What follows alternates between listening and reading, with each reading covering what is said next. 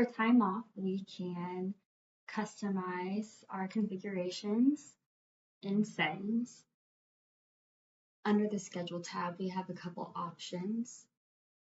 Here we have shift coverage request enabled to allow team members to request shift coverage from their coworkers, yes or no, and then shift coverage request require approval, require the assigned manager of the location to approve shift coverage requests. Under time off, we can adjust the time off reasons, remove by clicking this X, add additional by typing in here. We can provide time off request policy copy. Any information that you want to display to your team members, type that into this field and it can display to your team members.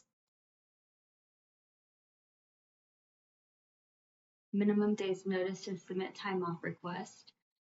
If you want to use that, toggle to yes. If this is set to 0, team members may submit time off requests at any time. So they would not need to give you any notice for their request.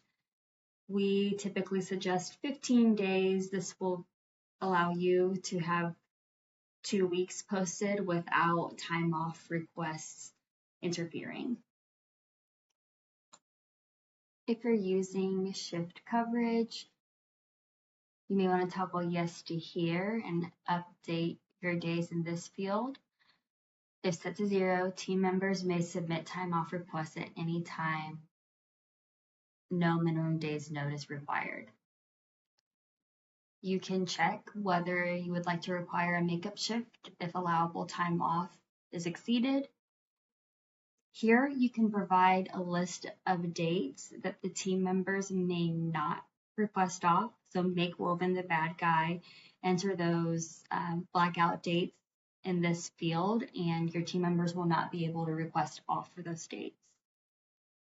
You can provide number of hours in a full shift here. Choose your time off policy from your list of policies in your account. And then here's a big one. This configuration comes into play when a team member requests time off, but no managerial action is taken on it. So in a scenario that I request June 24th, 2025 off, time passes, nobody has approved or rejected my request. Because of this setting here, when June 24th arrives and no action has been taken, Woven will automatically approve the request. We can change it to reject, so if the day comes and no action is taken, it will automatically be rejected, or we can change it to withdrawal. In addition to time off and schedule settings, we can go to account settings and look at those position-specific settings. I'll take a look at front desk as an example and scroll down to time off position configuration. Do we want to include this position in time off, yes or no? Does this position have days off allowed per year for full-time and part-time? Do we require shift coverage if not using PTO, yes or no? A big one here, maximum time off requests on the same day. Update this one to limit the number of team members in the same position asking for time off on a day. Position-specific questions when requesting time off.